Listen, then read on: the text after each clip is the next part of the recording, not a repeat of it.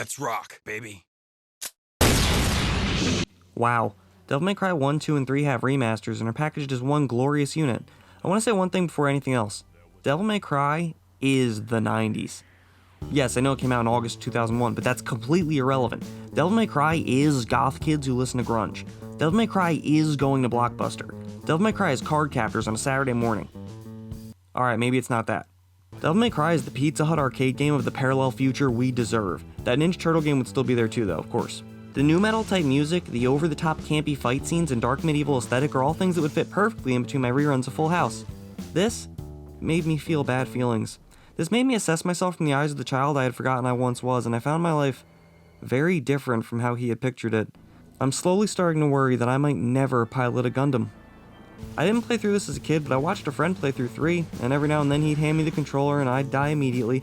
The combat system always stood out to me. I loved that each button push was a swing of your character's sword or a shot of their gun. It's sort of like a fighting game. Huh. It's got a complicated series of combos that do more damage than if you just mash triangle, dodge, repeat over and over again. As you can see, I'm not very good at the game. It often beat me up and then called me little man condescendingly. It must have been hard to place a game like this at the time with such dreary gothic horror vibes but action-based combat and Resident Evil puzzles. It also has some elements that I would argue are very RPG-like. For example, this ghost chip. Lots of good RPGs have ghost chips, and I'm aware of the term character action game, I'm just not sure I agree with it. In a sense, Dante never really levels up too much, or at least not as much as my poorly thought out RPG comparison would lead you to believe. It's much more you becoming skilled at the game as you go. Or be me and just buy yellow orbs so you can keep trying until the best teammate a gamer could have, Lady Luck, finally carries you to victory. There's a certain kind of bleak, graveyard-like feeling in these older Capcom games that you just don't see anymore. I really love DMC5, but there's no horror outside fighting Virgil. That's not necessarily spooky though, that's just abusive. I know being Dante sort of defeats the purpose of horror, but there's still a tremendous amount of tension wandering around this mysterious castle, especially upon returning at night with the lightning raging outside and the promise of more horrible boss fights like Nightmare and Nello Angelo to come. All in all, this makes for a tremendous setting. It's hard to find good haunted house vibes anymore. Haunted things are very 90s. Speaking of boss fights, what is this? What have I done to you, Devil May Cry? Do you hate me? This is a perfect example of some unrelated, crazy section you have not been prepared for suddenly taking over all importance. Your ability to use inverted up and down flight controls becomes the defining characteristic of whether or not you beat the game. I just cheated, spent all my money on the purple stars that refill my devil trigger and gave Mundus the demonic bop. Timed escape sequences? Sure, I get it. Terrible platforming? Fine. DMC always has terrible platforming, partially due to the camera. Underwater level? You're really pushing it, but okay. Inverted flight controls while powerless against a horde of boulders and lasers? You absolute scumbag. Now I see where Kingdom Hearts 2 gets it from. At least that's over with now. I don't mind fighting Gelatinous Flesh Boss, that's a good ending. Oh god, no! I thoroughly enjoyed Devil May Cry 1. It was tough but fun, campy but still pretty cool, and I liked the happy ending. So much of the later story that would be filled in is there, but it's suggested and not specific enough to really boldly contradict anything that comes thereafter. I think that's part of why the franchise has been able to go on as long as it has. Devil May Cry 2 is a confusing game from the menu screen onward. In some ways it feels older and less advanced than 1.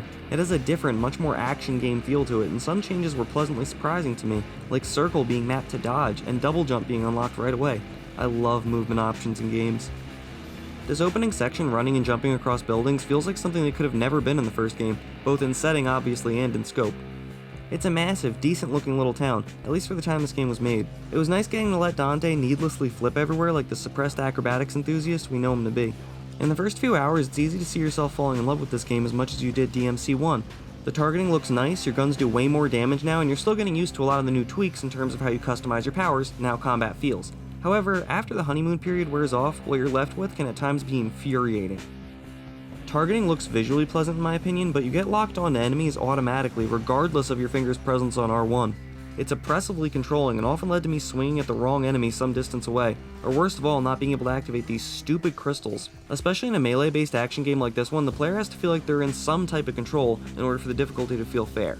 This lack of control on targeting is mirrored by a lack of ability to manipulate the camera. Something that'll continue to be a problem all the way up until DMC5 when they finally give me a truly useful right analog stick.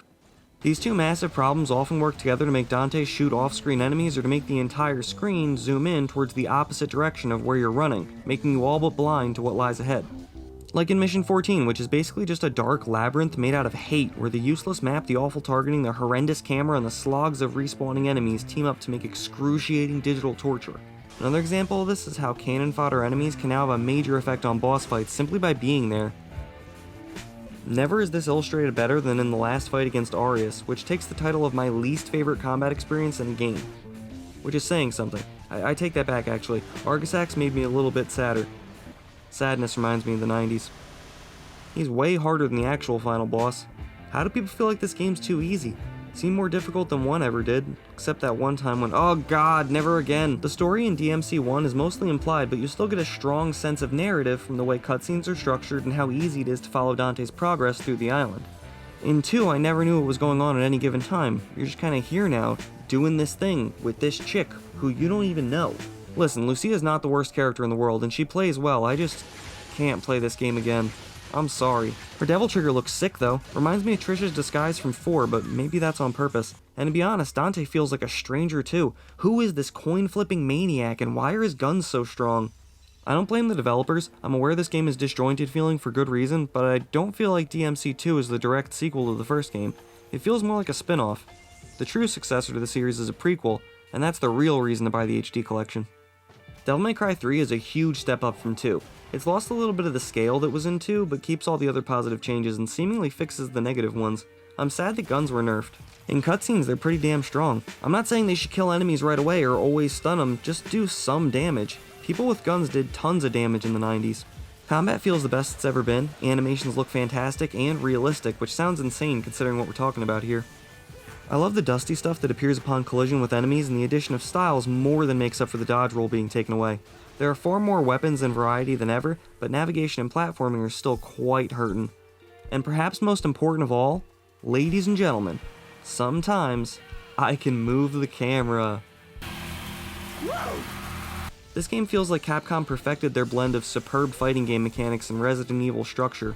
The puzzles are back, the tone is back, while not quite fully living up to the gothic cathedral vibes of DMC 1, but thankfully you can tell a lot more effort was put into the story. This game is packed with cutscenes and narrative, some you can even find yourself by examining objects in the world. Everything, including Dante, has a greater sense of weight and heft. No offense. And I'm glad he's back to his energetic, childlike self, and thank God we got back to these corny, very 90s-like action sequences. Look at Virgil catch, then throw these bullets with his sword. That right there is Blade, the Mortal Kombat movie, Highlander, and The Crow all rolled into one. I can literally hear the Hey Arnold music starting. Not every cutscene looks remastered, and the game's not perfect. Some enemies are just a slog to fight, either because of insane sponge-like health reservoirs, or just because they're running away from you. Like in the lady boss fight, you just chase her around, and even when you do catch her, your sword knocks her away almost instantly. And backtracking gets to be a pain, especially if you miss any items along the way. Mission 18 specifically is a horrible, actual nightmare of a thing. You know, where you fight every boss again, but they're way stronger and way more aggressive? It is the largest, most abrupt and unwelcome difficulty spike in maybe any game I've ever played. Beowulf and Batwoman the second time are just both unreasonable. Thankfully it's possible to skip some of them so long as you form a circle on that big gem board. Almost like the devs know how evil they are, and every other boss wasn't much of a challenge to big powerful teleporting endgame Dante. You know what else was a challenge? The 9. The story has a lot more to it than one would expect if you're not savvy on the lore, but if you aren't by now, it's 2020. What are you doing having not played this? Even if it's not your thing, easy mode is very easy. Use a guide for navigation if need be. There are a lot of characters to fall in love with, great voice actors, an outstanding villain who levels up and unlocks equipment alongside you, and even a few plot twists. I'm not crazy about super difficult games, so trust me, if I got through this on normal mode with all C and D ranks, you can too. So as I'm sure you already know, after you beat the game as Dante, you can go back and play as Virgil, an actual dream come true. I love those energy sword projectiles, and Yamato feels as fast and deadly as it should. If you put it on easy and constantly teleport, it's like you're role-playing. Except bosses don't die in one hit.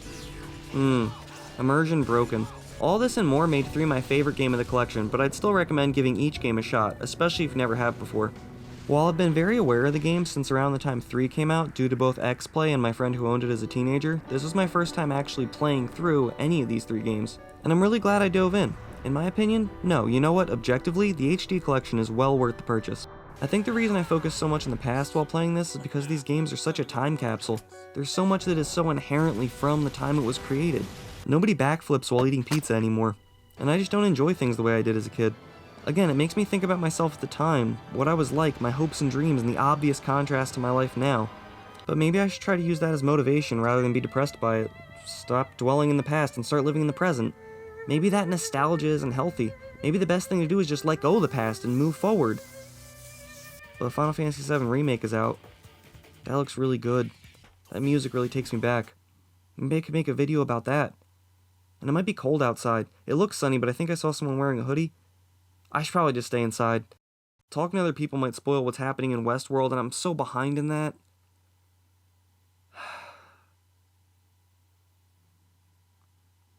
P.S. If somehow you're still watching, thank you. I hope this wasn't a complete waste of your time. I'll definitely be making videos about the remaining 2 games in the series, and maybe even the reboot someday. Maybe. But again, thanks.